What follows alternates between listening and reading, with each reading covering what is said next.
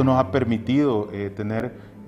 una visión totalmente diferente, nos ha permitido conocer de primera mano estrategias, acciones, medidas de control que por supuesto han posicionado a El Salvador en una situación mucho más favorable que el resto de países y por lo cual ahora El Salvador está siendo reconocido incluso a nivel internacional. Somos el país de Centroamérica con mejor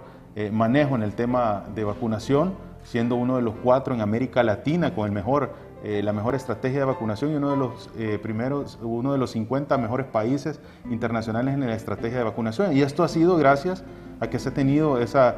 oportunidad, esa relación bilateral que nos ha permitido contar con lo necesario, no solo en el tema sanitario, sino que en otros temas que se están realizando de interés para el país.